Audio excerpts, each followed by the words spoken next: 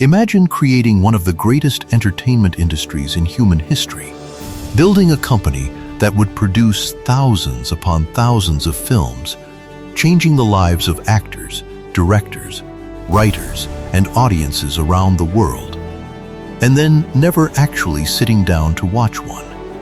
It almost sounds impossible, but it's true. Today's story is about a man who built an empire, a man who challenged one of the most powerful inventors in American history, a man who transformed a dusty California hillside into the birthplace of modern filmmaking. Without him, Hollywood might look completely different today. And yet, for all he accomplished, Carl Laemmle never watched a movie from beginning to end. Not once. This is Hollyweird Stories. Carl Laemmle was born in 1867 in the small town of Laemmle, Germany. It wasn't a place that seemed destined to produce revolutionaries.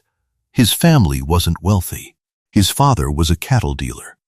His mother worked tirelessly to raise their children. Like countless European families of the time, they dreamed of something better. Across the Atlantic, America represented possibility, opportunity, freedom.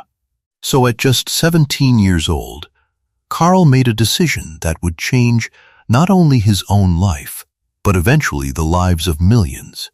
He boarded a steamship bound for the United States. Imagine what that trip must have felt like. Weeks crossing the ocean, no guarantee of success, no family waiting with wealth or influence, only hope. When he finally arrived in Chicago in 1884, he had little more than determination and a willingness to work harder than anyone around him. He didn't speak perfect English. He had no connections, no money, just ambition. Like many immigrants, Carl took whatever work he could find. He became a bookkeeper, a clothing salesman, a dry goods clerk. For nearly 20 years, he lived an ordinary life. But if there's one thing history teaches us, it's that extraordinary people often spend years looking perfectly ordinary. Carl watched businesses carefully. He studied customers. He learned how people spent money. More importantly, he learned how to recognize opportunity before everyone else. That skill would soon change history.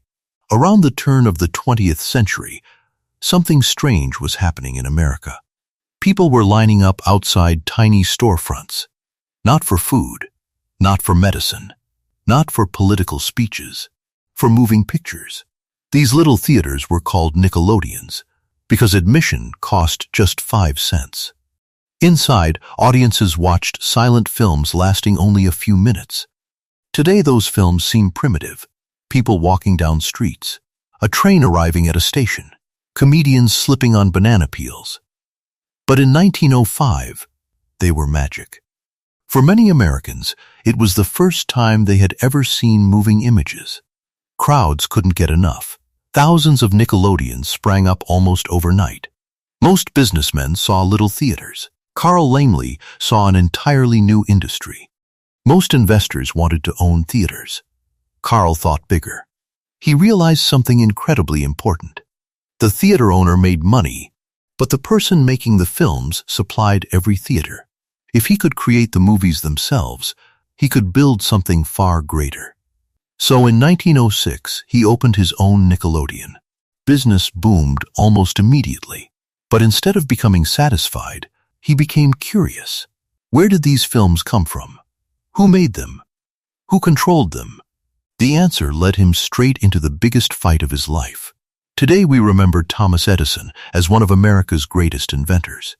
But in the early movie business, many filmmakers viewed him as something else entirely. A gatekeeper, a monopolist. Edison claimed ownership over crucial motion picture patents. His motion picture patents company controlled cameras, projectors, film distribution, even who was legally allowed to make movies. Independent filmmakers who refused to cooperate faced lawsuits, equipment seizures, sometimes even intimidation. There were stories of hired investigators showing up on film sets. Imagine trying to start a movie company while the most famous inventor in America was trying to shut you down. Most people simply paid Edison. Carl Laemmle refused. In 1909, Laemmle founded the Independent Moving Pictures Company, better known as IMP. Notice that first word, independent. It wasn't just a company name, it was a declaration of war. Laemmle openly challenged Edison's monopoly. The legal battles dragged on for years. The risks were enormous. If Edison won, Carl would likely lose everything. But Laemmle believed competition created innovation. Eventually, the courts agreed. The monopoly began to crumble. Independent studios suddenly had room to breathe. Historians often point to this period as the true birth of the American movie industry. Without that victory, Hollywood might never have become Hollywood. Today we know actors by name: Tom Cruise, Meryl Streep, Denzel Washington, Scarlett Johansson. But early film companies didn't want audiences to know actors' names. Why? Because famous actors could demand higher salaries. Studios simply referred to performers by generic nicknames: the Biograph Girl, the Vitagraph Boy, anonymous faces. Carl Laemmle thought this was ridiculous. He believed audiences deserved to know and celebrate the people they loved watching. So he began advertising actors by name. One of his biggest stars was Florence Lawrence. In fact, Laemmle staged one of Hollywood's first publicity stunts. Rumors spread that Lawrence had died in a streetcar accident. The gossip spread quickly. Then Laemmle revealed she was alive and well, and appearing in his latest film. It generated enormous publicity. Today we'd call it a publicity campaign. Back then, it was revolutionary. Many historians consider Florence Lawrence the world's first true movie star. By 1915, Carl Laemmle had another impossible idea. He wasn't going to build another studio. He was going to build a city devoted entirely to filmmaking. North of Los Angeles, he purchased hundreds of acres of ranch land. There he created Universal City. It had sound stages, workshops, offices, animal facilities, costume departments, prop warehouses, even its own police and fire departments. Nothing like it had ever existed before. But Carl had one more idea. He invited ordinary people inside. For 25 cents, visitors could tour the studio and watch movies being filmed in real time. Think about that. More than a century before studio tours became major tourist attractions, Carl Laemmle had already invented the concept. Millions of visitors still experience a version of that idea every year at Universal Studios Hollywood. Carl wasn't a director. He wasn't an actor. He wasn't a screenwriter. His genius was recognizing great stories. Under his leadership, Universal created some of cinema's most unforgettable classics. The Phantom of the Opera. The haunting Lon Chaney performance became one of silent cinema's greatest achievements. Then came sound. And with sound, monsters could finally speak. In 1931, Universal released Dracula, starring Bela Lugosi. The same year came Frankenstein, with Boris Karloff's unforgettable portrayal of the monster. These films terrified audiences. They also created a shared cinematic universe decades before superheroes dominated movie screens. The Universal monsters became cultural icons. Even people who've never seen the originals recognize Dracula, Frankenstein's monster, the Invisible Man, the Mummy, the Wolf Man.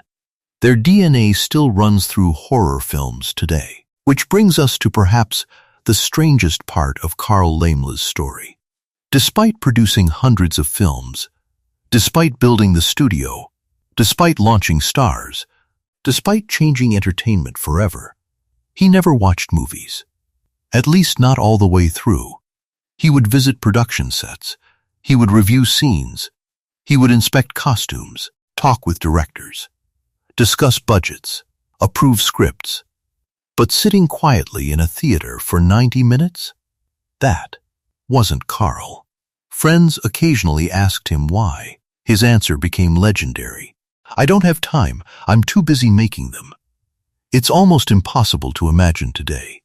The founder of Universal Pictures, too busy to watch a Universal picture. There's another chapter of Carl Laemmle's life that deserves to be remembered. During the rise of Nazi Germany in the 1930s, Laemmle quietly used his wealth and influence to help hundreds of Jewish families escape Europe. Immigration to America required financial sponsors willing to guarantee newcomers wouldn't become a public burden. Carl signed those affidavits again and again. Historians estimate he personally helped save hundreds of lives, perhaps more. Many families owed their survival to the same immigrant who had arrived in America decades earlier, with almost nothing himself. It's one of the least known chapters of his remarkable life, and perhaps one of the most important. Sadly, not every Hollywood story has a happy ending. The Great Depression devastated the film industry. Productions became more expensive. Financial pressures mounted. Carl borrowed heavily to keep Universal growing. When one major investment failed, creditors demanded payment. In 1936, he lost control of Universal Pictures. Imagine spending 30 years building an empire, only to watch someone else take it away.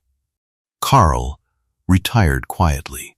No dramatic farewell, no parade, just a man stepping away from the dream he had built. 3 years later, in 1939, Carl Laemmle died at the age of 72. Ironically, that same year, Hollywood released 2 films that would define cinema forever: The Wizard of Oz and Gone with the Wind. The industry he helped create had reached heights few could have imagined. Today, Universal Pictures is one of the largest film studios on Earth. Its logo has circled the globe before thousands of movies.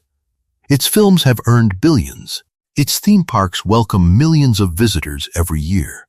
Every actor who negotiates a contract. Every filmmaker who starts an independent production company. Every audience member who takes a studio tour is experiencing something Carl Laemmle helped invent. And yet, the man behind it all never sat in the audience. He never bought popcorn. He never watched the final product from beginning to end. He was too busy building the dream for everyone else. Sometimes the greatest visionaries aren't the people enjoying the show. They're the ones backstage, making sure the curtain rises. Carl Laemmle gave the world Hollywood, and somehow, he never stayed long enough to watch the movie. This is Hollyweird Stories. Special thank you to Hollyweird Shop for making this episode possible. Check out Hollyweird.shop. They've got the perfect items for the true movie fan. Dare to be different and unleash your weird. Hollyweird.shop unveils new designs every week and is now offering great shipping deals. Stand out, creep out, and wear your weird. Shop now at Hollyweird.shop.